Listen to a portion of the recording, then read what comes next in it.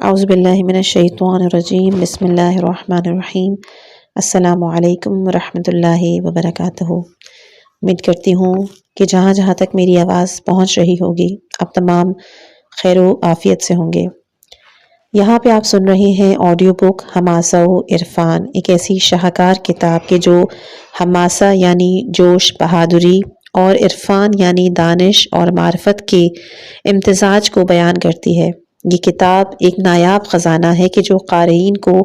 ایک گہری سوچ اور فکری بلندی کی طرف لے جاتی ہے۔ اگر آپ کو علم و ادب سے محبت ہے اور آپ بہترین تخلیقات کو سننے کے شوقین ہیں تو ہمارے ساتھ جڑے رہیں۔ اس ویڈیو کو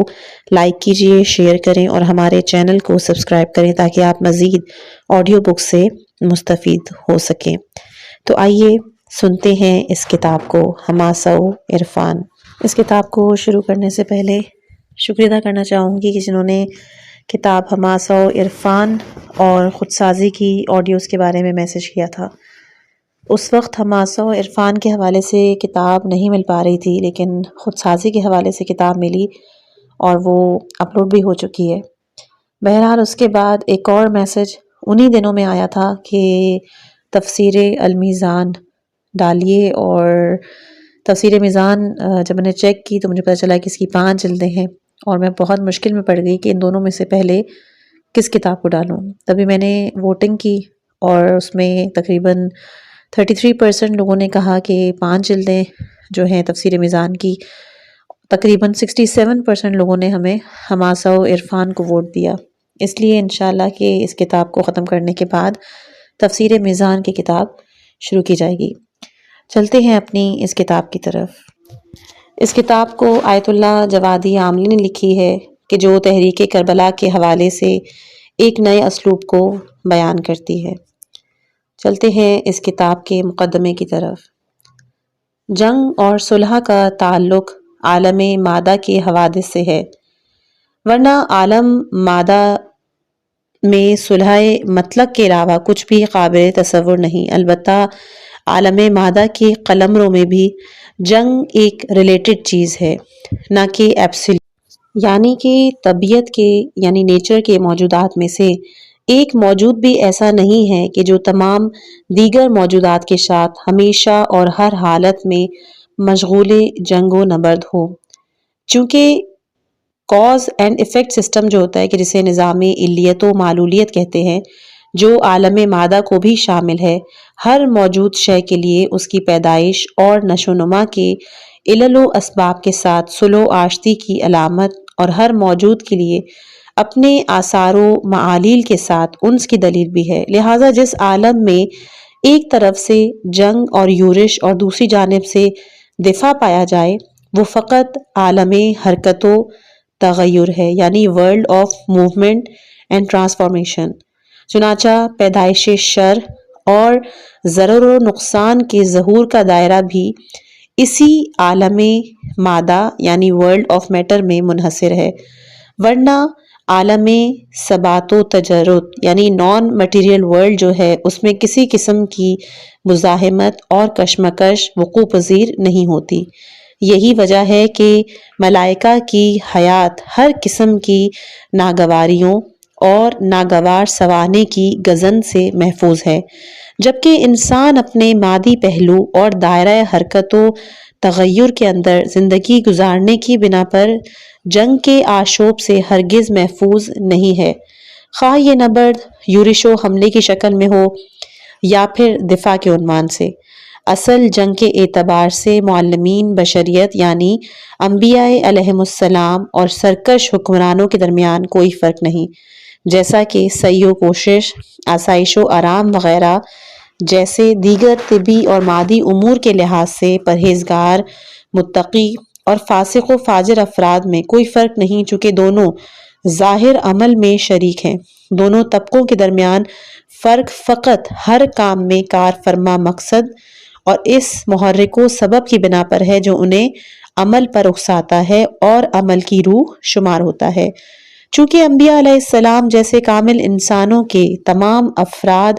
فرد اور معاشرے کی تکمیل و تکامل کے لیے انجام پاتے ہیں، جبکہ ستمگار اور جابر حکمرانوں کے تمام اعمال فرد اور معاشرے کے فساد، فصلوں کی تباہی، نسلوں کی ہلاکت اور شہروں اور آبادیوں کی ویرانی کی خاطر ہوتے ہیں۔ جیسا کہ قرآن مجید میں خداوند متعال کا فرمان ہے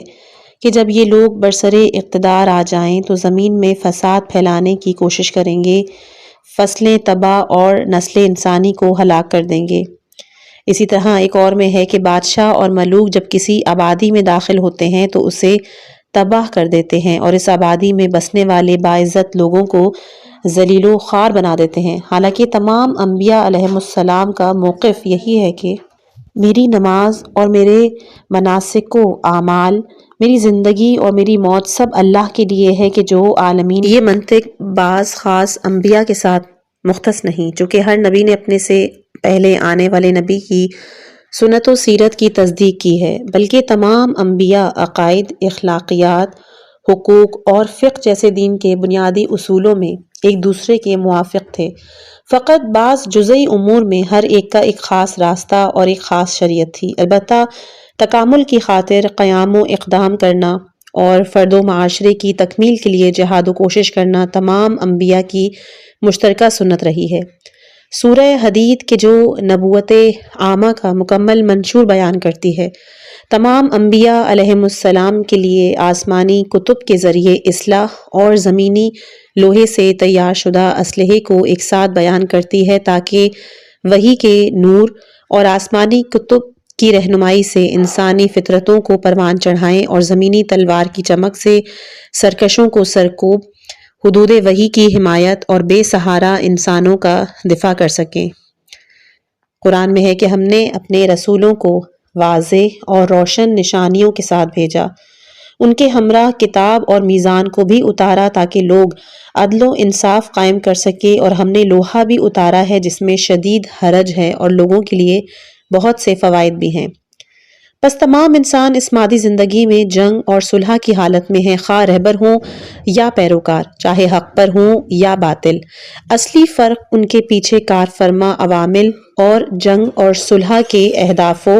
مقاصد میں ہے۔ متقی اور پرہیزگار انسان عالم خلقت میں کار فرما ان تعمیری اصولوں کی حدود میں رہ کر حرکت کرتے ہیں جس کے معمار نے رحمت و لطف کی اساس پر اس کی اصل بنیاد اور اس کی دیواروں کو استوار کیا ہے، جبکہ باغی اور سرکش افراد اس عمارت کی تباہی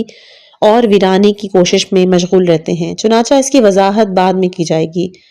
خداوند تبارک و تعالیٰ کی رحمت میں دو خصوصیات ہیں، ایک یہ کہ جامع اور ہمیں گیر ہے اور کسی چیز کو بھی شامل ہونے سے قاصر نہیں ہے، دوسری یہ کہ خداوند تعالیٰ نے نہ صرف اس وسیع رحمت سے خود کو مختص کیا ہے اور اپنے آپ کو اس رحمت کے واجد کے طور پر متعارف کروایا ہے، بلکہ اپنے اوپر اس رحمت کو لازم قرار دیا ہے اور اپنے آپ کو اس کے مطابق عمل کرنے کا پابند بھی قرار دیا ہے۔ پہلی خصوصیت پر یہ آیات کریمہ روشنی ڈال رہی ہیں۔ وَرَحْمَتِي وَسِعَتْ كُلَّ شَيْءٍ کہ اور میری رحمت ہر شے کو شامل ہے۔ ربنا وسعت كل شيء رحمتا وعلما ہمارے پروردگار کی رحمت اور علم ہر شے پر محیط ہے۔ اسی طرح دوسری خصوصیت ان آیات کریمہ میں بیان ہوئی ہے، کتب علی نفسہ الرحمہ خدا نے اپنے اوپر رحمت کو لازم قرار دیا۔ کتب ربکم علی نفسہ الرحمہ کہ تمہارے پروردگار نے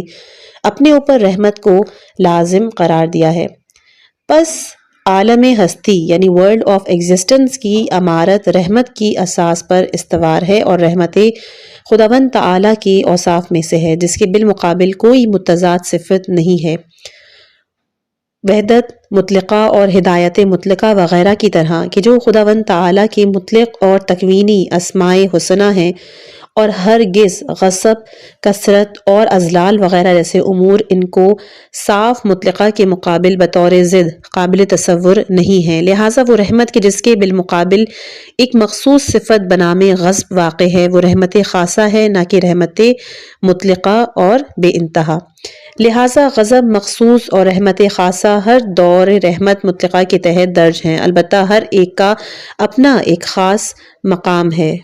لہٰذا غضب مخصوص کو رحمت خاصہ کے مقابلے میں اگر لحاظ کیا جائے تو اسے غضب کا نام دے سکتے ہیں، لیکن اگر غضب کو تنہا اور بجائے خود ملحوظ رکھا جائے، یا اس وسیع و عریض اور منظم ہم آہنگ جہان کے ایک گوشے میں لحاظ کیا جائے، یقیناً عنوان رحمت ہی اس پر منطبق ہوگا۔ اس کا نتیجہ یہ ہے کہ اگر قہر خداوند تعالیٰ کسی جگہ جنگ کی صورت میں سرکش طاغیوں کے خلاف ظہور کرے تو اس کے معنی یہ ہے کہ ایک طبقہ یا گروہ رحمت کی عظیم و رفیع عمارت کو ویران کرنے پہ تل بیٹھا ہے، اور رحمت کی پرصلاحت اور مستحکم بنیاد نے اپنا دفاع کیا ہے اور ستمکاروں کے حملے کو روکا ہے۔ اس بنا پر خداوند تعالیٰ نے مجاہدین کے دفاع کرنے کو ستمکاروں کے اوپر عذاب الہی کے نزول کا عنوان دیا ہے اور اسے اپنی ذات کی طرف منسوب کیا ہے، جیسے کہ خدا قرآن میں فرماتا ہے کہ تم ان کفار کے خلاف جنگ کرو تاکہ خدا تمہارے ہاتھوں سے انہیں عذاب چکھائے اور رسوا کرے اور تمہیں ان پر نصرت و غلبہ عطا کرے۔ اسلام میں جنگ کا تصور صرف اسلام ہی دین الہی ہے اور تمام انبیاء علیہم السلام یہی دین لے کر آئے ہیں، چنانچہ کسی انسان سے بھی اس کے علاوہ کوئی اور دین قبول نہیں کیا جائے گا۔ اسلام میں جنگ کو اگرچہ دو حصوں میں تقسیم کیا گیا ہے، جہاد ابتدائی اور جہاد دفاعی، لیکن یہ تقسیم ابتدائی طور پر دکھائی دیتی ہے، ورنہ دوسری نگاہ سے جہاد ابتدائی کی برگشت جہاد دفاعی کی طرف ہوتی ہے، اور ایک تیسری نگاہ سے دفاع کے معنی بھی راستے کے کانٹوں کو ہٹانا اور صراط مستقیم پر حائل رکاوٹوں کو اٹھانا ہے، جو نہ خود سیدھے راستے پر چلتے ہیں اور نہ ہی دوسروں کو چلنے دیتے ہیں، اور چونکہ راستے کے کانٹے چننا، کانٹوں کو ہٹانا حکمت اور رحمت کے مساوی ہے، لہٰذا خداوند تعالیٰ نے اسے اپنی طرف منسوب کیا ہے، اپنے آپ کو اس رحمت کا پابند قرار دیا ہے اور اپنے بندوں کو رحمت عطا کرنے کا وعدہ دیا ہے۔ البتہ جہاد کو ابتدائی اور دفاعی میں تقسیم کرنا اور اس کی تشریح کرنا علم فقہ کے ذمہ ہے۔ علم فقہ نے بھی ظہور امام معصوم اور زمانہ غیبت کے لیے ہر ایک کا مخصوص حکم بیان کیا ہے، لیکن یہ تقسیم دشمنوں کے حملے کی صورت میں کی گئی ہے، چنانچہ اگر کوئی دشمن اسلامی سرحدوں پر عملہ آور ہو تو اس کے لیے دفاع کا حکم تدوین کیا گیا ہے، لہٰذا انفرادی حقوق سے دفاع کرنا کسی بھی فرد یا گروہ کے حملے کی صورت میں جائز اور نافذ ہے۔ ایسے ہی اگر معنوی اور نظریاتی حملوں یا غلط اور منفی تبلیغات کے نتیجے میں بت پرستی اور شرک کو رائج کیا جائے اور انسانی فطرت کا مسلم حق یعنی خالص توحید کو نقصان پہنچایا جائے تو اس حق سے دفاع کرنا بھی جائز ہے، چونکہ توحید فرد اور معاشرہ دونوں کے لیے مایہ حیات ہے، جیسا کہ امیر المومنین حضرت علی علیہ السلام نے فرمایا کہ توحید روح کی حیات ہے۔ البتہ اس مطلب کے اساس قرآن مجید ہے کہ جس میں کافر کو مردہ قرار دے کر اسے زندہ کے مقابلے میں ذکر کیا گیا ہے، چنانچہ قرآن کریم کا ارشاد ہے تاکہ یہ قرآن زندہ کو ڈرائے اور کفار پر وعدہ حق الہی ثابت ہو جائے۔ پس ضروری ہے کہ انسان کے فطری حقوق کا دفاع بھی کیا جائے اور کفر و شرک کے خلاف جہاد بھی کیا جائے، یعنی جس طرح سے کوئی شخص یا گروہ کسی بھی فرد یا معاشرے کی ظاہری زندگی کو نقصان پہنچائے اور اسے ختم کرنا چاہے تو اس کا دفاع کرنا واجب ہے، اسی طرح اگر کوئی شخص یا گروہ کسی فرد اور سماج کی روحانی حیات اور معنوی زندگی کو نقصان پہنچائے اور انہیں کافر بنائے یا ان کے اسلام قبول کرنے کی راہ میں رکاوٹ بنے تو اس صورت میں بھی دفاع ضروری ہو جائے گا۔ چنانچہ اگر کوئی شخص خودکشی کے ارادے سے اپنے آپ کو ختم کرنا چاہے تو اس کی زندگی کو محفوظ رکھنے کی خاطر اس کی خودکشی کا مقابلہ کرنا واجب ہے، البتہ خودکشی کے ساتھ مقابلے کا مصداق الگ ہے، جبکہ ثقافتی حملات، گمراہ کرنے کی ناپاک نیتیں، کفر و شرک کے ساتھ مقابلہ کرنے کے مصداق اور عملی طریقہ جدا ہے۔ گزشتہ بیان کی روشنی میں ثابت ہو گیا ہے کہ دفاع کے معنی دفاع کرنے کے ہیں، یعنی آب حیات کی نہر کے آگے حائل ہر چیز کو اٹھا پھینکنا جو نہ تو خود اس آب حیات سے سیراب ہوتی ہے اور نہ ہی دوسروں کو اس سے استفادے کا موقع دیتی ہے۔ ایسی رکاوٹ اور معنی کو دفع کرنا عقل اور شرع دونوں کی روح سے ضروری ہے۔ قرآن کریم نے ان آسمانی آیات کے ذمے موجود 3 حصوں میں 3 قسم کے سبق آموز اور حیات بخش مطالب بیان کیے ہیں۔ پہلا یہ کہ ان مفسدین اور شرپسند افراد کا تعارف کروایا ہے جو نہ خود نور الہی سے استفادہ کرتے ہیں اور نہ ہی دوسروں کو اس نور سے منور ہونے کا موقع دیتے ہیں، بلکہ ہمیشہ اس دینی نور کو بجھانے کی کوشش میں مشغول رہتے ہیں اور ہمیشہ سعی کرتے ہیں کہ کوئی دوسرا بھی اس سے استفادہ نہ کر سکے، جیسا کہ قرآن میں ہے کہ یہ لوگ نور خدا کو اپنی بھوکوں کے ذریعے بجھانا چاہتے ہیں۔ خدا انہیں ہرگز یہ کام کرنے نہیں دیتا، البتہ خدا اپنے نور کو مکمل کر کے رہے گا، اگرچہ کافروں پر یہ امر گراں گزرے۔ ایک دوسری آیہ کریمہ میں قرآن کریم کا ارشاد ہے کہ وہ اس قرآن سے خود بھی دور ہیں اور دوسروں کو بھی اس سے منع کرتے ہیں۔ اس عمل سے وہ فقط اپنے آپ کو ہی ہلاک کر رہے ہیں، لیکن اس بات کا وہ شعور نہیں رکھتے۔ ان دونوں آیتوں سے دو نقطے واضح طور پر استفادہ ہوتے ہیں۔ ایک یہ کہ کفار نور خدا کو بجھانے کے در پہ ہیں، اگرچہ اس میں یقیناً وہ ناکام رہیں گے، اور دوم یہ کہ کفار لوگوں کو بھی دین خدا سے روکتے ہیں اور خود بھی دور ہیں، بس یہ جو خود بھی رکا ہوا ہے اور دوسروں کو بھی روکے ہوئے ہے، وہ چشمے کے دہانے پر پڑے ہوئے اس پتھر کی مانند ہے جو نہ دوسروں تشنہ لبوں تک اس آب حیات کو پہنچنے دیتا ہے اور نہ ہی خود اس سے فیض اٹھاتا ہے، دوسروں کو بھی محروم رکھتا ہے اور خود بھی محروم رہتا ہے۔ دوم مطلب جو ہے وہ یہ ہے کہ قرآن کریم اس قسم کے خار راہ کے اٹھا پھینکنے کو رحمت قرار دیتا ہے اور اسے عالم خلقت کی اصلی ضابطوں کے ساتھ ہم آہنگ جانتا ہے۔ چنانچہ قرآن کا ارشاد ہے لولا دفع اللہ الناس بعضهم ببعض، اگر خدا بعض لوگوں کے ذریعے کچھ اور کو دفع نہ کرے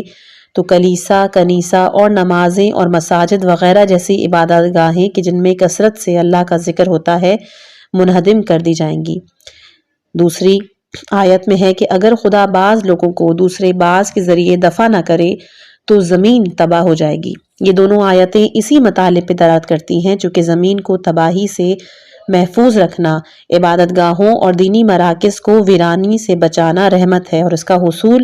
چونکہ حملہ آوروں کو دفع کرنے اور مزاحمت کرنے اور رکاوٹ بننے والوں کے اٹھا پھینکنے سے ہی ممکن ہے، لہٰذا ایسے موقع کو برطرف کرنا یقیناً امور خیر میں سے ہے اور اس امر کا شمار رحمت الہیہ کے روشن مصادیق میں سے ہوگا۔ سوم،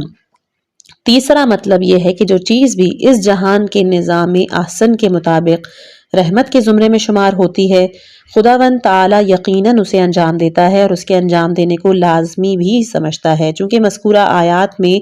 جہاں خداوند تعالیٰ نے فرمایا کہ اگر خدا صالح انسانوں کے ذریعے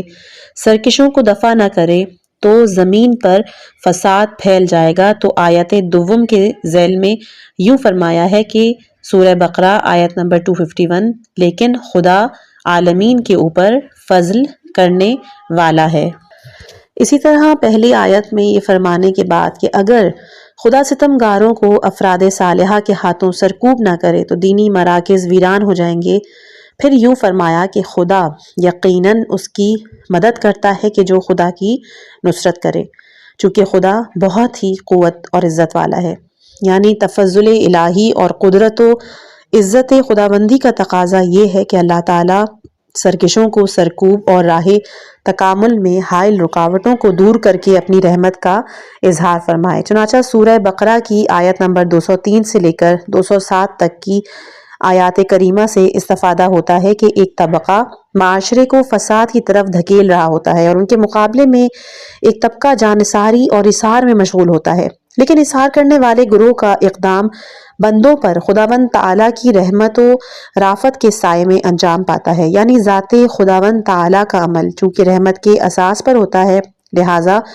خداوند ایک ایسے گروہ کو خلق فرماتا ہے اور ان کی تربیت کرتا ہے کہ جو اپنی جان نثار کر کے ہر قسم کے موانع کو برطرف کر دے۔ چنانچہ ارشاد خداوندی ہے کہ بعض لوگ رضائے خدا کی خاطر اپنے نفس بیچ دیتے ہیں اور اللہ کی رضا اور خوشنودیوں کو خرید لیتے ہیں، اور خدا اپنے بندوں پر بہت ہی مہربان ہے، چونکہ تمام امور کی بنیاد رحمت خداوند کے اساس پر استوار ہے، لہٰذا تمام نتائج بھی خداوند تعالیٰ کی طرف منسوب ہے۔ چنانچہ خداوند تعالیٰ کا ارشاد ہے، پس انہوں نے اللہ کے فرمان سے کفار کو شکست دی اور داؤد نے جالوت کو قتل کر دیا، چنانچہ خدا نے داؤد کو ملک اور حکومت عطا فرمائی۔ یعنی راہ حق میں جہاد کرنے والوں نے دستور الہی سے دشمنوں کو شکست دی، چنانچہ حملہ آور قرآن میں ارشاد گرامی ہے کہ تم نے انہیں قتل نہیں کیا بلکہ خدا نے انہیں قتل کیا ہے۔ اور اس کی وجہ یہ ہے کہ خود قتل کوئی ذاتی حکم نہیں رکھتا۔ قتل ظلم کی مانند بھی نہیں ہے کہ جس کے لیے قبیح ہونا ایک ذاتی حکم اور صفت ہے، بلکہ قتل کبھی ظلم کا مصداق ہوتا ہے اور اس صورت میں ناروا ہوتا ہے، کبھی قسط و عدل کا مصداق ہوتا ہے اور روا ہوتا ہے۔ لہٰذا جن مواقع پر قتل کو گناہ کے عنوان سے یاد کیا گیا ہے، اس میں قصاص، دفاع، جہاد، حملہ ور دشمن کے مقابلہ وغیرہ جیسی بجا قتل کو مستثنیٰ کیا گیا ہے، جیسے کہ سورہ اسراء کی آیت نمبر 33 میں ہے، ہرگز کسی ایسے نفس کو قتل نہ کرو جس خدا نے حرام قرار دیا ہے مگر حق کے ساتھ۔ لیکن اگر کسی کو ناحق قتل کر دیا جائے تو اس کے اولیاء، دم اور ورثہ کے لیے حق کے قصاص مقرر کیا گیا ہے، لیکن وہ بھی قصاص سے آگے تجاوز کرنے کا حق نہیں رکھتے۔ چنانچہ مذکورہ آیت کے ذیل میں کہ جو بھی مظلمانہ طور پر قتل کر دیا جائے تو ہم نے اس کے ولی کے لیے حق کے قصاص مقرر کیا ہے، لیکن اس ولی کو قصاص سے تجاوز کا حق نہیں پہنچتا۔ چنانچہ اس آیت میں ارشاد ربی ہے کہ پس مقتول کے ولی کو قتل قصاص میں تجاوز نہیں کرنا چاہیے کہ وہ ہماری طرف سے نصرت پائے گا۔ مذکورہ تمام امور جو رحمت مطلقہ الہی کے تحت انجام پاتے ہیں، ان میں معیار عدالت و انصاف ہے۔ گزشتہ بیان کی روشنی میں یہ مطلب ثابت ہو جاتا ہے کہ جہاد کا اصلی سبب موانع برطرف کرنا ہے، جس کی بازگشت دفع خاطر کی جانب ہوتی ہے، اور اگر اسے دفاع کا نام دیا گیا ہے تو اس کی وجہ بھی یہی ہے کہ حقیقت میں یہ دفاع کرنے کی طرف پلٹتا ہے، اور جو مطلب سورہ نساء میں آیت 75 کے اندر بیان ہوا ہے، اگرچہ اس کا ظاہر یہ ہے کہ راہ خدا اور محرومینوں بے کسوں کی نجات کے لیے دفاع واجب ہے، لیکن حقیقت میں یہ کام بھی خارج راہ اور معنی کو دفع کرنا ہے۔ چنانچہ ارشاد قرآن ہے کہ تمہیں کیا ہو گیا ہے کہ اللہ کی راہ میں جنگ نہیں کرتے، حالانکہ بے بس اور ستم رسیدہ مرد، عورتوں اور بچے سب پکار پکار کے فریاد کر رہے ہیں، اے ہمارے پروردگار، ہمیں اس بستی سے نکال لے جس کے رہنے والے ظالم اور ستمگار ہیں، اور ہمارے لیے اپنی جانب سے کوئی ولی و سرپرست اور ناصر و مددگار بھیج دے۔ چونکہ اسلام میں جنگ قہر خدا کا مظہر ہے، غضب الہی بھی رحمت الہی کے مطابق انجام پاتا ہے، لیکن اسلامی جہاد کبھی بھی انسان کی تشفی خاطر یا غریزہ غضب کو ٹھنڈا کرنے کے لیے نہیں ہو سکتی۔ نتیجتاً جہاد اسلامی ہرگز قہر محض نہیں ہوگا، بلکہ تمام میادین جنگ میں رحمت و رافت اسلامی متجلی ہوگی، اور آخر تک رحمت اپنا یہ خاص جلوہ محفوظ رکھے گی، یعنی اسلحہ اٹھانے سے قبل اصلاح کی کوشش کی جائے اور برہان و جدال احسن اور موعظہ حسنہ کے ذریعے حق کی جانب دعوت۔ پیغمبر اسلام صلی اللہ علیہ وآلہ وسلم اور ائمہ طاہرین علیہ السلام جنگوں کے دوران نہ فقط صف آرائی سے پہلے اتمام حجت کرتے بلکہ میدان جنگ میں صف آرائی کرنے کے بعد بھی نیزے اور شمشیر کی زبان سے قبل تبلیغ و تعلیم کی لسان سے استفادہ کرتے، نیز جنگی منصوبہ بندی سے پہلے زبان قلم سے کام لیتے، خطوط ارسال کر کے دشمن کے لیے دین کے ساتھ پیش آتے تھے، سود مند نصائح پیش کرتے،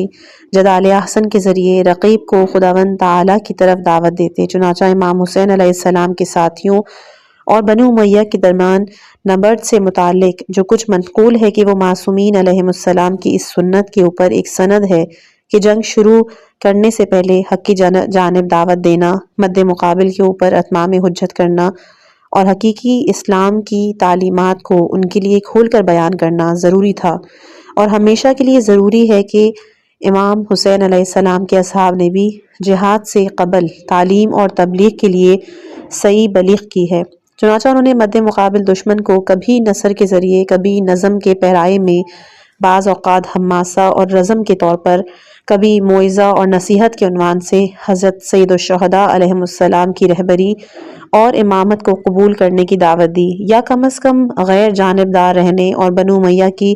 ظالم حکومت کی حمایت ترک کر دینے کی ضرورت پر زور دیا۔ جیسا کہ گزشتہ مطالب کے ضمن میں بیان ہوا ہے کہ جس طرح پیغمبر اکرم صلی اللہ علیہ وآلہ وسلم کی نبوت تمام جہانوں کے لیے رحمت ہے، قرآن میں ہے کہ ہم نے تمہیں تمام جہانوں کے لیے محض رحمت بنا کے بھیجا، اسی طرح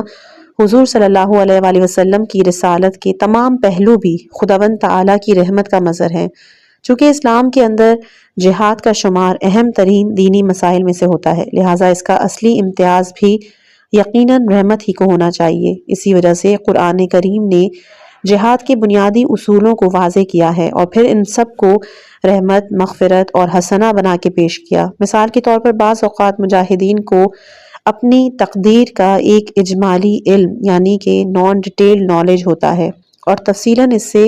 جو آگاہی ہے یعنی ڈیٹیل نالج نہیں ہوتی۔ تو ان کی تقدیر کے متعلق انہوں نے فرمایا، کہہ دو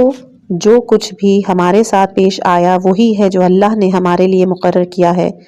وہی ہمارا مولا ہے، اور مومنین کو ہمیشہ خدا پہ توکل کرنا چاہیے، یعنی ہم بھی مومن ہیں پس ہمیں بھی خدا پہ بھروسہ کرنا چاہیے۔ یا کہہ دو کیا تم ہمارے بارے میں دو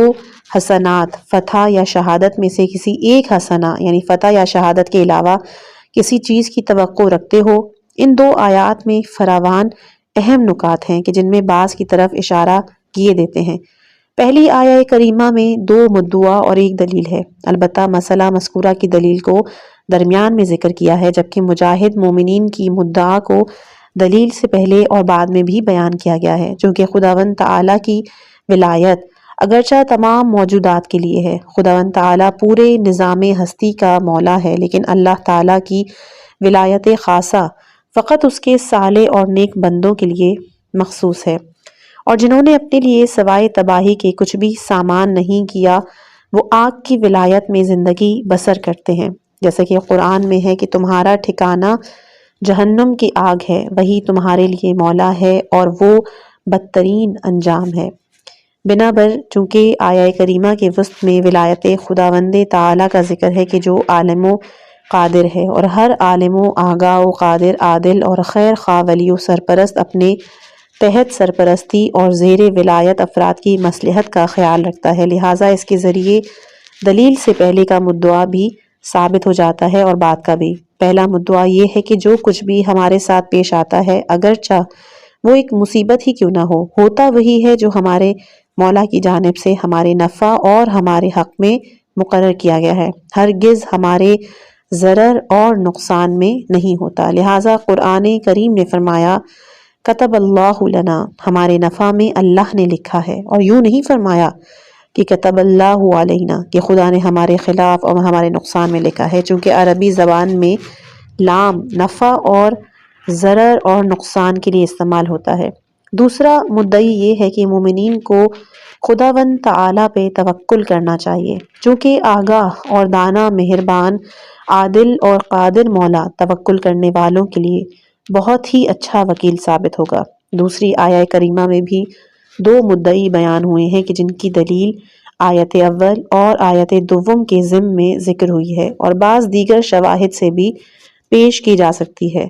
پہلا مدعا یہ ہے کہ میدان نبرد میں مجاہدین کے لیے دو راہوں میں سے ایک ہی راستہ ہوتا ہے، کوئی تیسرا راستہ ممکن نہیں۔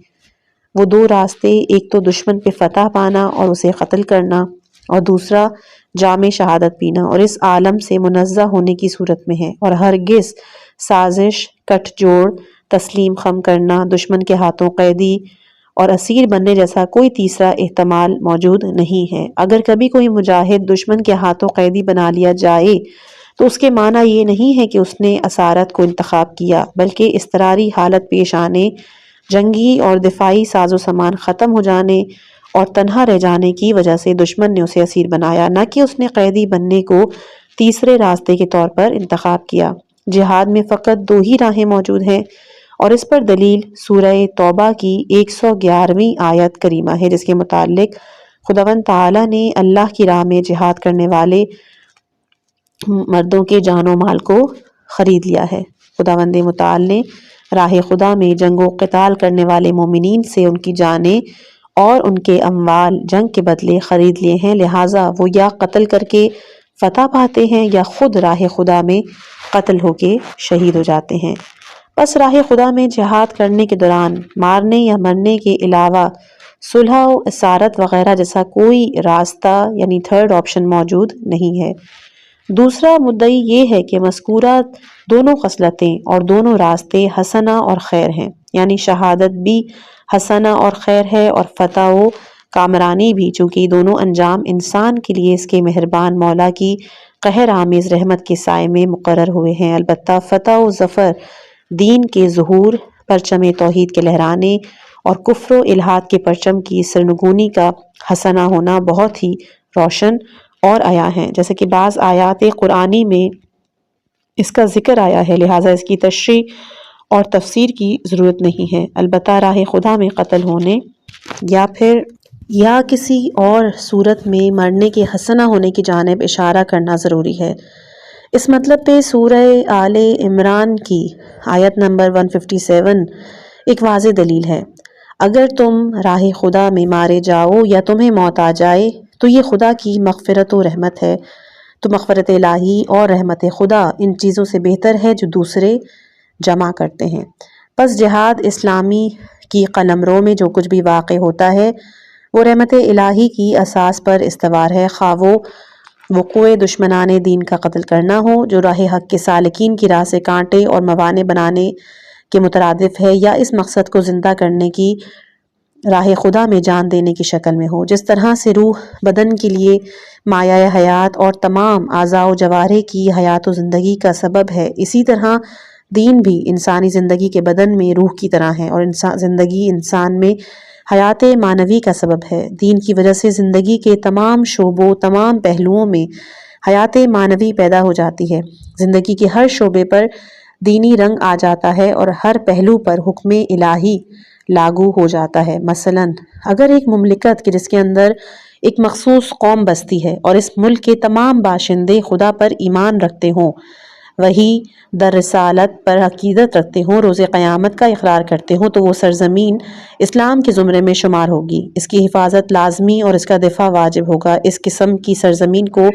بچانے کی خاطر جنگ کرنا راہ خدا میں جہاد شمار ہوگا۔ کافری کے وطن کے برخلاف کہ اس کا دفاع کرنا راہ خدا میں جہاد نہیں ہوتا، چونکہ سرزمین شرک کا ہرگز دینی و الہی رنگ نہیں ہوتا، اس سے دفاع کرنا بھی جہاد شمار نہیں ہوتا۔ بنی اسرائیل کے ایک گروہ نے اپنے نبی سے خواہش کی کہ وہ اور عسکری قائد متعین کریں تاکہ اس کی سرکردگی میں راہ خدا میں جہاد کر سکے۔ قرآن کریم نے ان کے بارے میں فرمایا ہے، کیا آپ نے نہیں دیکھا کہ موسیٰ کے بعد بنی اسرائیل کے سرکردہ لوگوں نے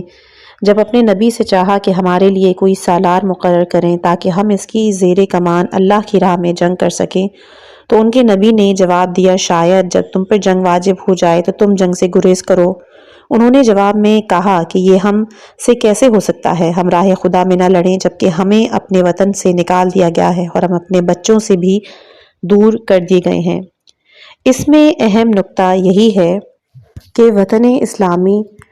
اور تحت کفالت بچوں اور اہل و عیال سے دفاع کرنا یا اپنے وطن اور خاندان تک پہنچنا اگر مسلمانوں سے متعلق مسائل میں شمار ہوتا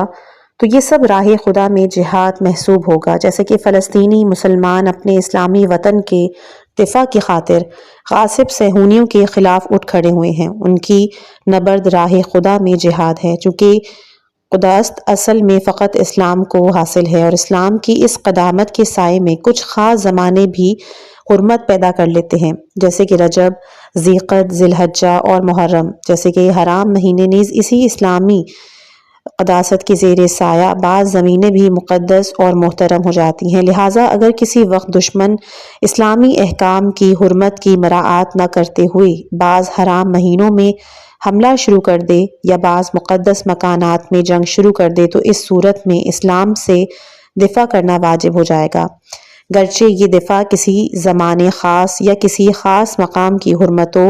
قداست کے پامال ہونے کا باعث ہی کیوں نہ ہو، کیونکہ زمان و مکان کا یہ احترام اسلام کے زیر سایہ ہے۔ اسی وجہ سے قرآن میں ارشاد ہے کہ ماہ حرام کے مقابلے میں ماہ حرام ہے، لیکن اگر وہ اس کا پاس نہ کریں تو تمام حرمتوں پر قصاص ہوگا، لہٰذا جو بھی تمہارے اوپر تجاوز کرے تو اس کے تجاوز کے حد تک تم بھی اس کا مقابلہ اسی طرح سے کر سکتے ہو۔ تقوی الہی اختیار کرو اور جان لو کہ خدا اہل تقوی کے ساتھ ہے۔ اس آیت سے مراد یہ ہے کہ اگر کسی دشمن کسی حرام مہینے کی حرمت کا پاس نہ کرے تو تم بھی ماہ حرام میں دفاع کرو، اور تمام زمانی اور مکانی حرمتیں اور قداستیں محل قصاص واقع ہوں گی۔ چنانچہ قرآن کریم میں مسجد الحرام کے نزدیک جنگ کرنے سے منع کیا گیا ہے، لیکن اگر اسلام کے دشمن مسجد الحرام کے نزدیک ہی جنگ کا آغاز کر دے تو اس صورت میں اس مقدس سرزمین کی حرمت کی پاسداری لازمی نہیں ہوگی، کیونکہ حرمت اسلام کی پاسداری ان تمام چیزوں پر مقدم ہے جنہیں اسلام کے سائے میں احترام نصیب ہوا ہے۔ راہ خدا میں شہادت پانے کا شرف صرف یہی نہیں کہ شہداء اس دنیا سے منتقل ہو جانے کے بعد عالم برزخ میں زندہ رہیں گے، کیونکہ دوسرے افراد بھی اس دنیا سے چلے جانے کے بعد عالم برزخ میں زندہ ہوں گے۔ البتہ برزخ میں ہر انسان اپنے عمل کا مرہون منت ہوتا ہے۔ نیک لوگ برزخی بہشت کے روضے جنت میں آرام پائیں گے اور بدکار لوگ برزخی جہنم میں جلیں گے۔ نیز شہادت کی کرامت محض اس وجہ سے بھی نہیں کہ شہداء عالم برزخ میں داخل ہوتے ہی خداوند تعالیٰ سے مخصوص رزق پاتے ہیں، کیونکہ بعض ایسے نیک صالح اور خالص مومنین بھی اس کرامت سے مستفید ہوں گے جنہوں نے سرے سے جنگ میں شرکت ہی نہیں کی، یا اس وجہ سے کہ ان پر لازمی نہیں تھا کہ جنگ میں شرکت کریں، یا اصلاً جنگ کے نہ ہونے کی وجہ سے، یا پھر میدان جنگ میں حاضر ہونے سے معذور ہونے کی بنا پر شریک نہ ہو سکے۔ بلکہ جو چیز بظاہر شہادت کی مخصوص خصوصیت شمار ہو سکتی ہے وہ ایک تو توفیق لقاء اللہ ہے، جو بعض دینی نصوص سے بھی استفادہ ہوتی ہے، جیسے بعض برگزیدہ افراد، اور دوسری یہ کہ شہداء زندہ حالت میں برزخ میں داخل ہوتے ہیں نہ کہ مردہ طور پر۔ اس کی مزید توضیح یوں دی جا سکتی ہے کہ فقہ اسلامی کی روح سے موت سے مراد یہ ہے کہ روح بدن کو ترک کر جائے اور اتباع کی تصدیق کے مطابق بدن روح کے تحت تدبیر نہ رہے۔ اسی وجہ سے فقہ اسلامی میں اس مرحلے کے لیے بعض خاص احکام مقرر ہوئے ہیں، مثلاً یہ کہ میت کو غسل و کفن اور حنوط دینے کے بعد نماز جنازہ ادا کی جائے اور پھر دفن کیا جائے۔ ان احکام میں سوائے غسل و کفن کے باقی تمام احکام کے لحاظ سے شہید اور غیر شہید میں کوئی فرق نہیں، لیکن علم کلام اور علم تفسیر کی روح سے موت کی حقیقت کچھ اور ہے۔ ان علوم کے مطابق موت کا تعلق روح سے ہے نہ کہ بدن سے، یعنی بعض ارواح ایسی ہیں جو اس دنیا سے مردہ حالت میں برزخ میں منتقل ہوتی ہیں اور وہاں جا کے زندہ ہوتی ہیں، یعنی موت کے وقت یہ ارواح جہان مادہ و طبیعت سے غافل اور دنیا کے حوادث و امور سے کاملاً بے خبر ہو جاتی ہیں۔ فقط برزخ کے حالات سے وہ بھی اپنی ہستی کے ایگزسٹنس کے مطابق مطلع ہوتی ہیں، لہٰذا ایسی ارواح مردہ حالت میں برزخ میں داخل ہو کر فقط برزخی حیات کی حد تک زندہ ہوتی ہیں، جبکہ شہداء زندہ حالت میں برزخ کے اندر داخل ہوتے ہیں، اور شہید اور غیر شہید کے درمیان یہی دو بنیادی امتیاز ہے۔ البتہ بعض برگزیدہ انگشت شمار انسان اس سے مستثنیٰ ہیں جو شہداء کی حقیقت معلم ہیں اور جن کے قلم اور سخن سے شہداء نے شرف شہادت سیکھا ہے۔ شہداء کے زندہ حالت میں برزخ کے اندر جانے اور حالات دنیا سے مطلع ہونے پر سورہ آل عمران کی آیت نمبر 169 117 بہترین اور صریح دلیل ہے۔ ان آیات میں شہداء کے لیے کئی فضیلتیں رکھی ہیں، مثلاً یہ کہ انہیں مردہ نہ سمجھا جائے بلکہ یہ اپنے پروردگار کے ہاں زندہ ہیں اور رزق پاتے ہیں، اور یہ کہ جو کچھ بھی خداوند تعالیٰ کی جانب سے ملتا ہے اس پہ راضی اور خوشحال ہے، جیسا کہ ارشاد خداوندی ہے کہ اللہ کی راہ میں مارے جانے والوں کو ہرگز مردہ گمان نہ کرو بلکہ وہ زندہ ہیں اور اپنے پروردگار کے ہاں رزق پاتے ہیں۔ انہیں جو کچھ خدا کے فضل و عنایت کے طفیل ملتا ہے اس پر خوشحال ہیں، اور ان کے دو ساتھی جو ان کے پیچھے رہ گئے اور ابھی ان سے ملحق نہیں ہوئے، ان کے بارے میں شہداء کو بشارت دی جاتی ہے کہ ان باقی رہنے والوں کو نہ کوئی خوف لاحق ہے اور نہ ہی کوئی حزن و ملال، یعنی شہداء بشارت پانے والے، خداوند تعالیٰ بشارت دینے والا اور وہ مسرت بخش خبر جو ان شہداء کو خدا کی جانب سے ملتی ہے وہ ان کو راہ کو جاری رکھنے والوں کے حالات کے بارے میں ہے، یعنی وہ لوگ جو راہ شہداء کو جاری رکھنے کی خاطر اپنی پوری کوشش کر رہے ہیں لیکن ابھی تک ان سے ملحق نہیں ہو سکے، شہداء ان کے بارے میں کاملاً مطلع ہیں، یعنی ایک تو اصل راہ کے تقادم اور جاری رہنے سے آگاہ، اور دوم اس راہ کے تمام حالات اور اسے جاری رکھنے والوں کے احوال سے بھی آگاہ ہے۔ لہٰذا شہداء زندہ طور پر برزخ میں جاتے ہیں اور اس طریقے سے حیات دنیا و آخرت دونوں کے حامل ہوتے ہیں۔ اس قسم کے نکات کی طرف توجہ سے عرفان اور حماسہ یعنی کہ معرفت و شجاعت میں ہم آہنگی پیدا ہوتی ہے، اور انہی نکات کی طرف توجہ عارف کو کوئی شہادت میں جا پہنچاتی ہے اور شہدائے اہل شہود کو اوج عرفان پر پہنچا دیتی ہے۔ راہ حق میں جہاد کو فقط اخلاق کی کسوٹی پر ہی نہیں پرکھا گیا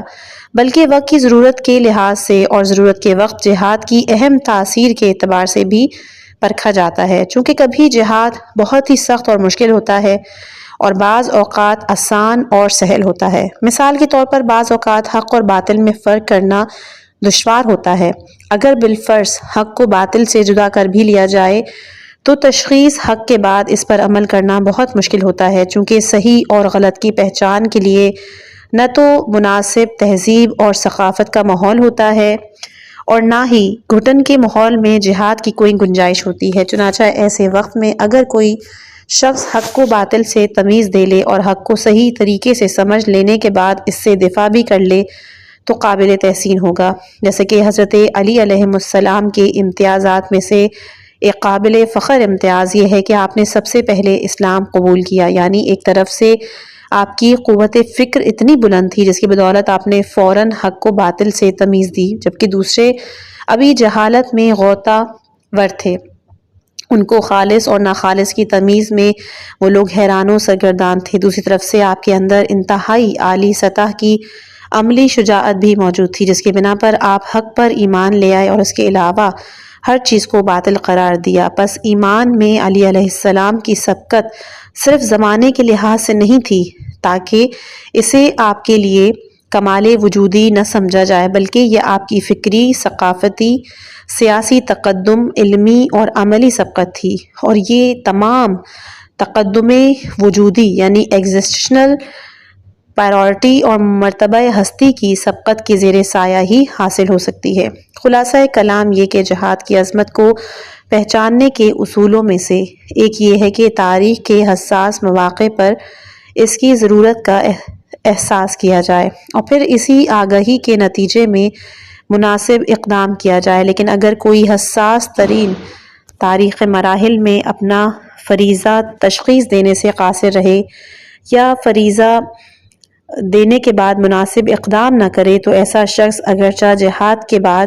خوبیوں اور اقدار کو پا لیتا ہے لیکن اس کی عظمت اور اوج پر پہنچنے سے محروم ہی رہتا ہے۔ چنانچہ قرآن مجید کا ارشاد ہے کہ تم میں سے وہ لوگ کہ جنہوں نے فتح مکہ سے پہلے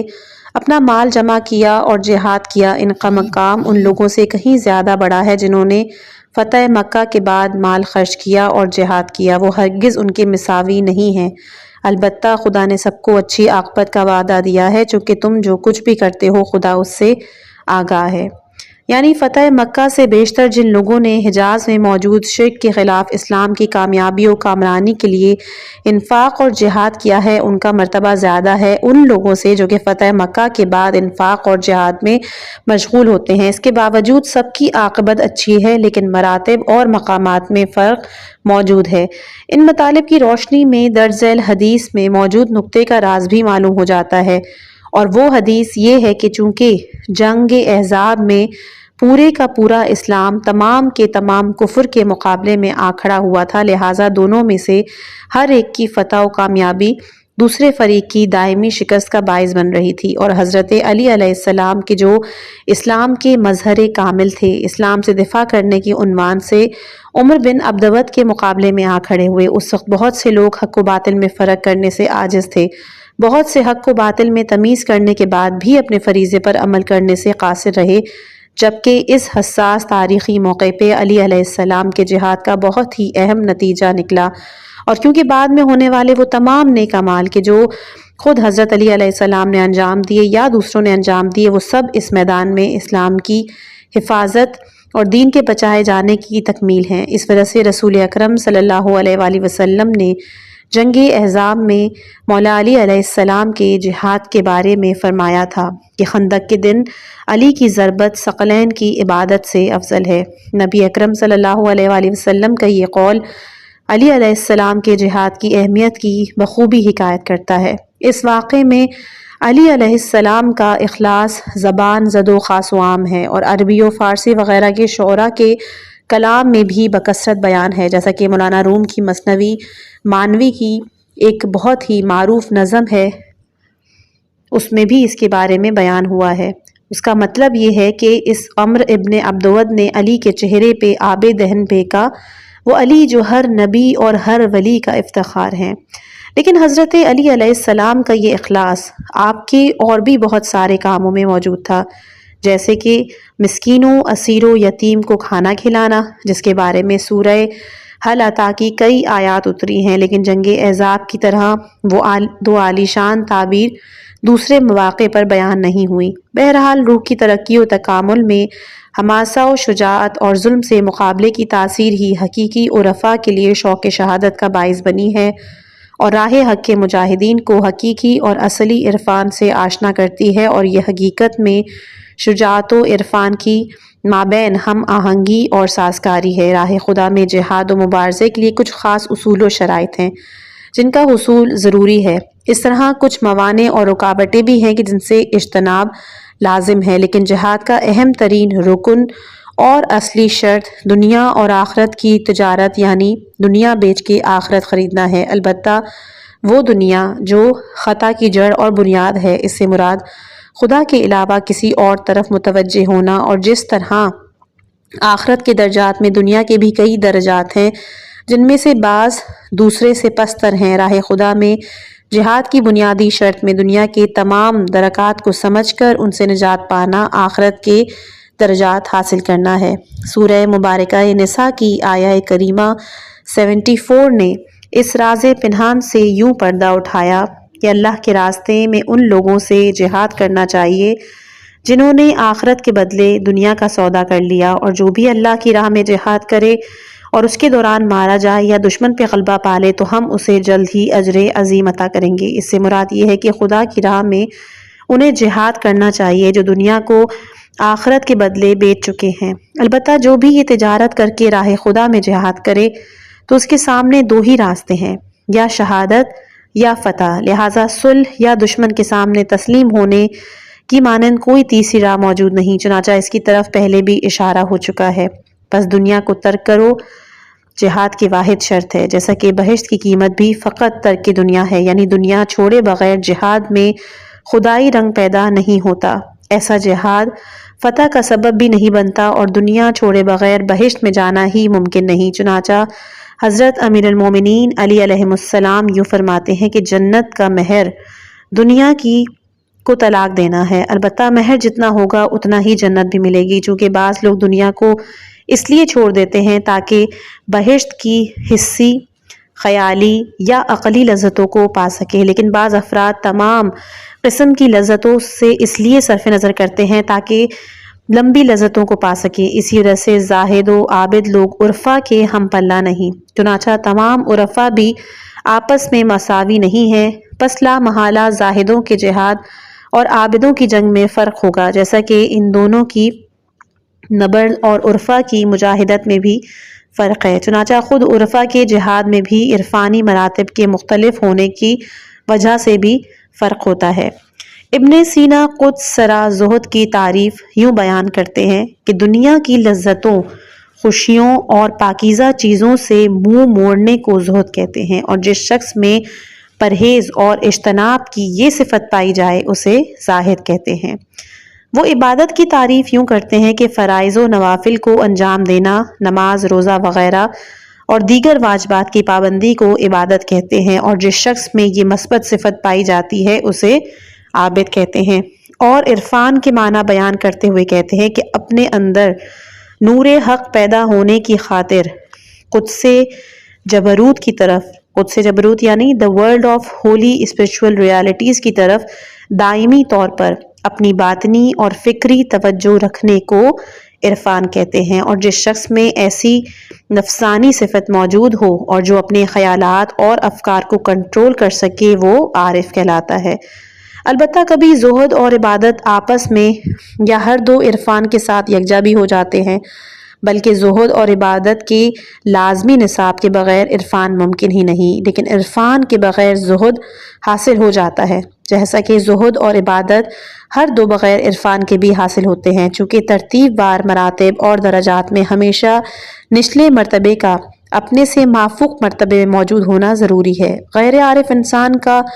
زہد تجارت سے زیادہ کچھ بھی نہیں، گویا ایک متاع دے کر ایک متاع دیگر حاصل کرتا ہے، جبکہ عارف شخص کا زہد ہر قسم کے ایسے متاع کو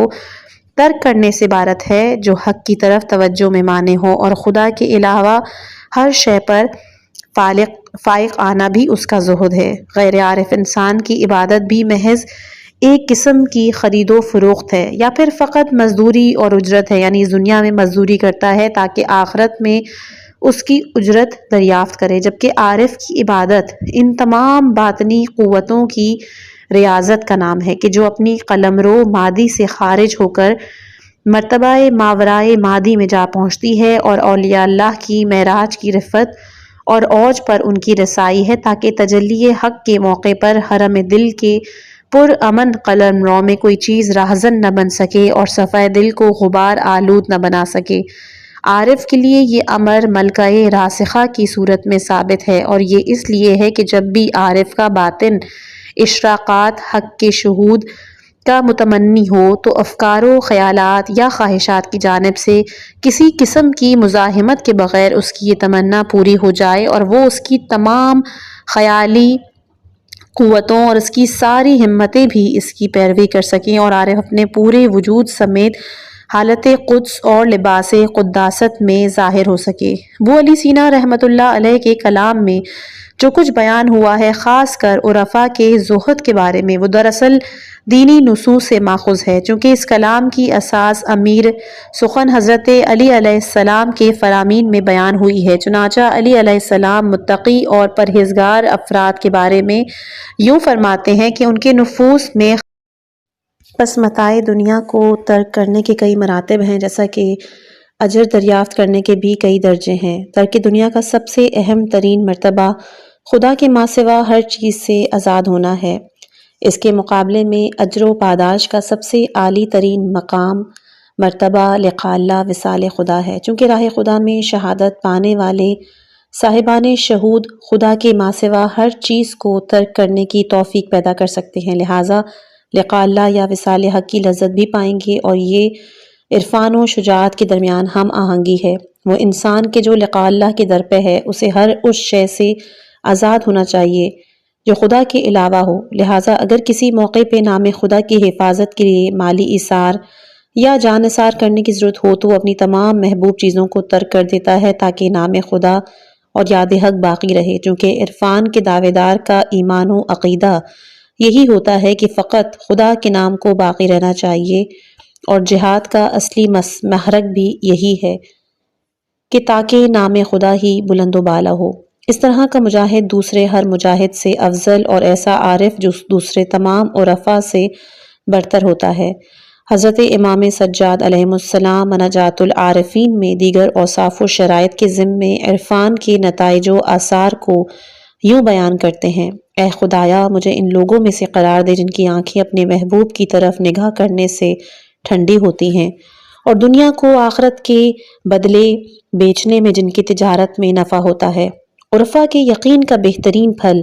زہد اور دنیا سے آزادی ہے، چنانچہ امیر المومنین علی علیہ السلام فرماتے ہیں: یقین کا پھل زہد ہے۔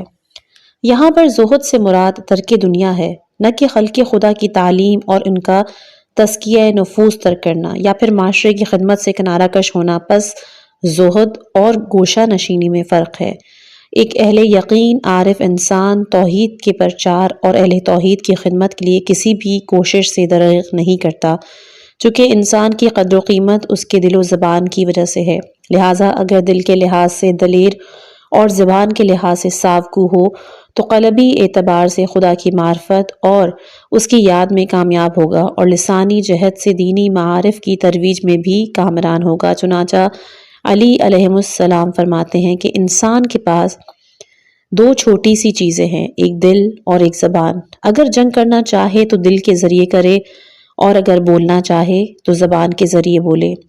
عارف انسان کو اپنے محبوب کے بغیر کبھی بھی چین نہیں آتا۔ محبوب کا وصال اس وقت تک حاصل نہیں ہو سکتا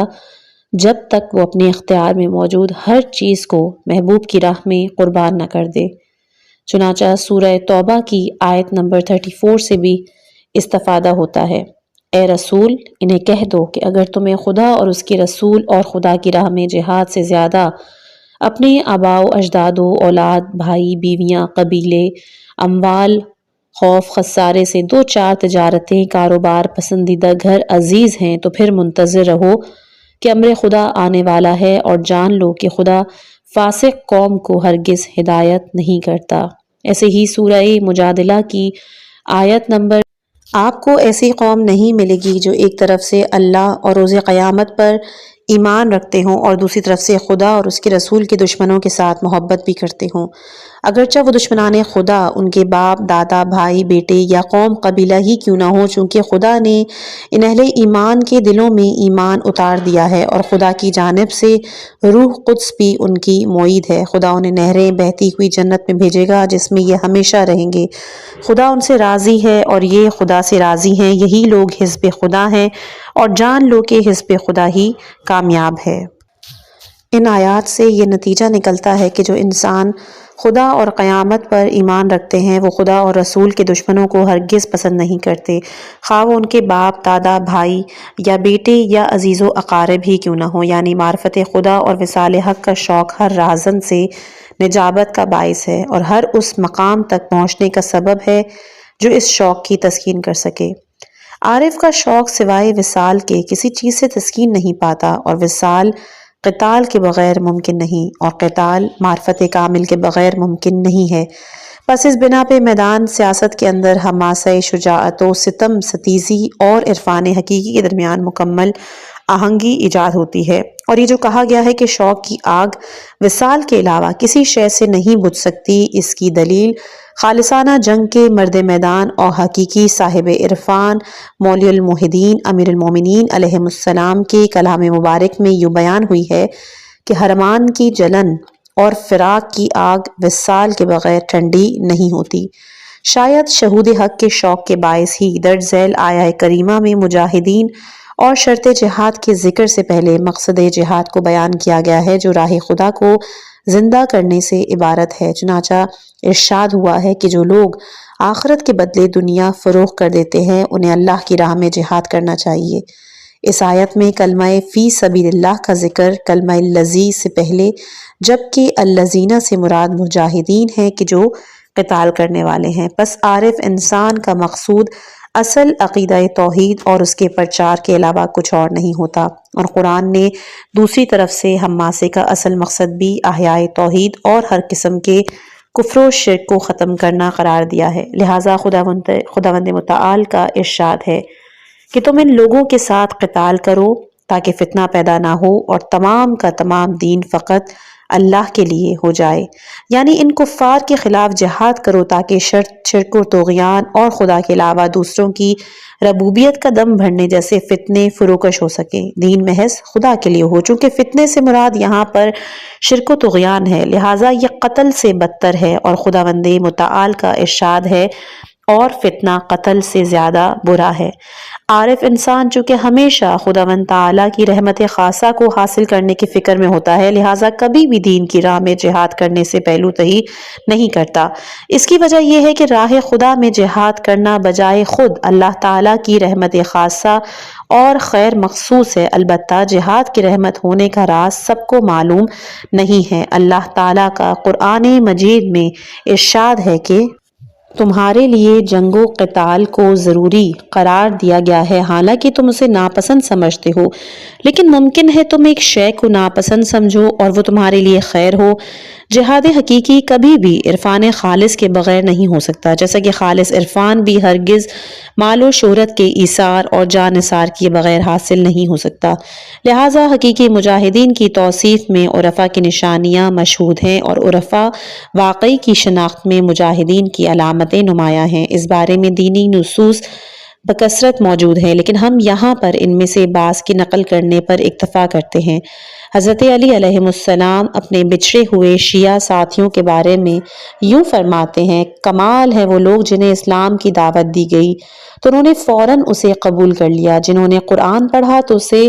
محکم پایا، جہاد کے لیے انہیں ابھارا گیا تو وہ اس کی طرف اس طرح عاشقانہ طور پر دوڑے جیسے دودھ پلانے والی اونٹنیاں مشتاقانہ طور پر اپنے بچوں کی طرف دوڑ پڑتی ہیں۔ وہ تلواروں کو اپنی نیاموں سے نکال کر دستہ بدستہ اور صف بصف زمین کے اطراف میں پھیل گئے، ان میں سے کچھ مارے گئے، کچھ نجات پا گئے۔ نہ بچ جانے والوں کی نجات پر شاباش لیتے تھے اور نہ ہی مرنے والوں اور شہید ہونے والوں کی موت پہ تسلیت اور تعزیت وصول کرتے تھے، یعنی نہ بچ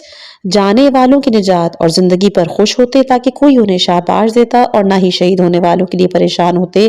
تاکہ کوئی انہیں تسلیت کہتا۔ شوق کے ساتھ جہاد کے لیے جاتے، یہ مقام عرفان حقیقی کے بغیر کسی کو حاصل نہیں ہو سکتا۔ رسول اکرم صلی اللہ علیہ وآلہ وسلم سے روایت ہے کہ آپ نے فرمایا: خدا اور اس کے ملائکہ ان گھڑ سواروں پر درود بھیجتے ہیں جو اپنے گھوڑوں کو لے کر مشرکین اور دین سے خارج ہونے والوں کے مقابلوں کے لیے آمادہ ہے۔ پیغمبر سے مروی ہے کہ آپ نے فرمایا کہ شہید کے لیے 7 خصلتیں اور فضیلتیں ہیں۔ پہلی فضیلت کہ شہید کا خون کا پہلا قطرہ گرتے ہی اس کے گناہ بخش دیے جاتے ہیں۔ دوسرا، شہید کا سر بہشتی حوروں کی گود میں قرار دیا جاتا ہے کہ جو اس کے چہرے سے غبار ہٹاتی ہیں اور اسے تحسین کرتی ہیں۔ تیسرا، اسے بہشتی لباس پہنایا جاتا ہے۔ چوتھا، بہشت کے نگہبان معطر خوشبوؤں کے ساتھ اس کے استقبال کے لیے آتے ہیں۔ پانچواں، شہید بہشت میں اپنا مقام ملاحظہ کرتا ہے۔ چھٹا، روح شہید سے کہا جاتا ہے کہ بہشت میں جس جگہ چاہو آزادی کے ساتھ انتخاب کر کے اس میں وارد ہو جاؤ۔ اور ساتواں کہ شہید وجہ اللہ کا نظارہ کرتا ہے، اور یہی وہ خصوصیت ہے جو ہر نبی اور شہید سے ہر قسم کے رنج اور غم کو دور کر دیتی ہے۔ حضرت امام صادق علیہ السلام سے مروی ہے کہ آپ نے فرمایا کہ راہ خدا میں خون دینے سے ہی بندہ محبوب کی خوبیوں تک پہنچ سکتا ہے اور محبوب کی قربت حاصل کر سکتا ہے، یعنی راہ خدا میں خون دینے کے بعد بندہ قرب محبوب حاصل کر کے ابرار کی صف میں داخل ہوتا ہے، اور مقام ابرار تک پہنچنا یا مقام قرب خدا حاصل کرنا عرفا کے ان عالی ترین مقاصد میں سے ہے کہ جن پر شہداء و عارف ہی نائل آ سکتے ہیں۔ رسول اکرم صلی اللہ علیہ وآلہ وسلم سے منقول ہے کہ قیامت میں 3 ایسے گروہ شفاعت کریں گے جن کی شفاعت خدا کے ہاں مقبول ہوگی: انبیاء، علماء، شہداء، اور مقام شفاعت تک پہنچنا عرفا کی بہترین آرزوؤں میں سے ہے۔ البتہ عارف واقعی لقاء اللہ اور وصال خدا کے علاوہ کسی اور چیز کا طلبگار نہیں ہوتا، لیکن راہ معرفت و عرفان کو مسلسل جاری رکھنا خود ہی اسے مقام شفاعت تک پہنچا دیتا ہے۔ جو کچھ بھی ایک عارف کی آرزو ہوتی ہے وہ سب اہل شہود کو نصیب ہو جاتا ہے۔ مذکورہ مقاصد کے لیے ایک جہاد ایک تعمیری عرفان کے بغیر ممکن نہیں، چنانچہ مذکورہ محرکات کے ہمراہ عرفان بھی دین کی راہ میں فداکاری کے بغیر حاصل نہیں ہو سکتا۔ اگرچہ عرفان ہمیشہ جہاد اکبر کے ہمراہ ہوتا ہے، لیکن جہاد اصغر کو ہرگز ترک نہیں کرتا، ورنہ جہاد اصغر کو ترک کرنے سے جہاد اکبر میں بھی ناکام رہے گا نہ کہ فاتح۔ ممکن ہے بعض اوقات سرے سے جنگ کی ضرورت ہی نہ ہو، جیسے صلح و امن کے دنوں میں، لیکن یہ بہت ہی نادر ہے، کیونکہ قرآن مجید کے اس اصول کی بنا پر کہ ان کفار کے ساتھ جنگ کرو تاکہ فتنہ پیدا نہ ہو اور دین تمام کا تمام اللہ کے لیے ہے، موجودہ دور میں ہرگز آرام و آسائش کی کوئی گنجائش نہیں ہے۔ دین کی راہ میں حماسہ اور حقیقی عرفان کے درمیان یگانگت کی امید کے ساتھ، والسلام علی عباد اللہ الصالحین۔ عبداللہ جوادی عاملی، حوزہ علمیہ قم۔ انشاءاللہ کہ اگلی آڈیو سے ہم اس کی پہلی یہ تھی کتاب حماسہ و عرفان کی آج کی قسط۔ امید ہے کہ آپ کو یہ سن کر علم اور فکر کے لیے نئے دریچے کھلنے کا احساس ہوا ہوگا۔ اگر آپ کو یہ آڈیو بک پسند آئی تو ویڈیو کو لائک کرنا بالکل بھی مت بھولیے گا۔ اپنی رائے کمنٹس میں ضرور دیجیے گا، اور مزید دلچسپ آڈیو بکس کے لیے ہماری چینل کو سبسکرائب کریں۔ اگلی قسط میں ایک نئے باب کے ساتھ حاضر ہوں گے۔ تب تک کے لیے اپنا خیال رکھیں، علم کی جستجو جاری رکھیں اور ہمیں اپنی دعاؤں میں یاد رکھیے گا۔ والسلام علیکم ورحمۃ اللہ وبرکاتہ۔